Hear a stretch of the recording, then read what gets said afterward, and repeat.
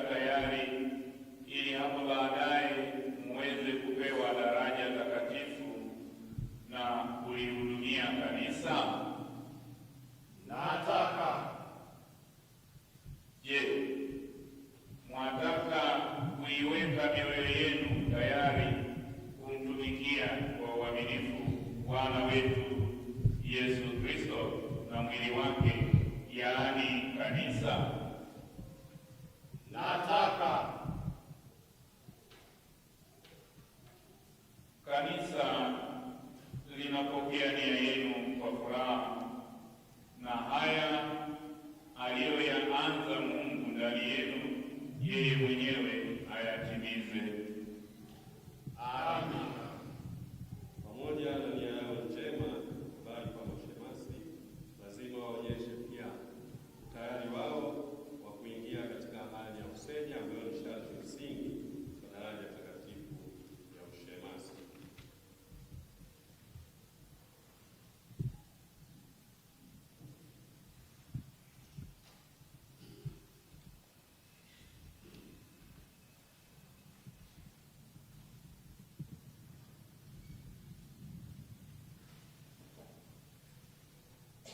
Ndugu zangu, kwa hiari yenu mnataka kupokea daraja ya ushemasi.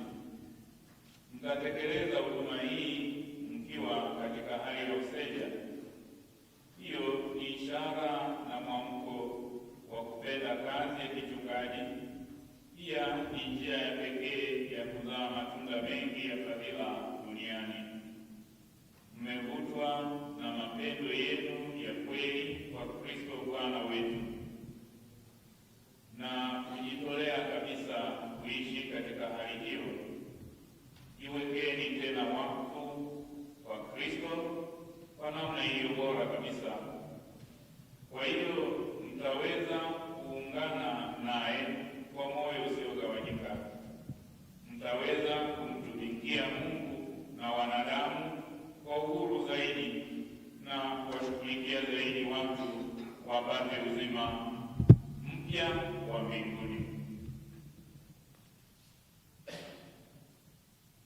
Kwa sababu hiyo, kwa mwenendo wenu na maisha yenu mtakuwa mfano kwa ndugu zenu kwamba yapasa kumpenda Mungu kuliko chochote, na ndiye tunayemtumikia katika watu wote. Kwa hiyo na waulizeni mbele ya Mungu na mbele ya kanisa, je, mwataka kutunza daima useja kwa ajili ya ufalme wa mbinguni katika utumishi wa Mungu na wa watu, na kwamba hiyo iwe ishara ya mioyo yenu kujitolea kwa Kristo Bwana wetu? Nataka. Bwana awajalie mdumu katika hiyo nia yenu takatifu. Amina. Baada ya kuingia katika hali hiyo ya useja, sasa mashamba baba askofu ametarajiwa kama wana nia ya kulitumikia kanisa katika hali hiyo ya ushemasi. Kwa hiyo atawahoji na kutaja majukumu ya kishemasi. Je, mwataka kuwekwa wakfu kwa kuwekewa mikono na mapaji ya Roho Mtakatifu kwa ajili ya kulitumikia kanisa? Nataka.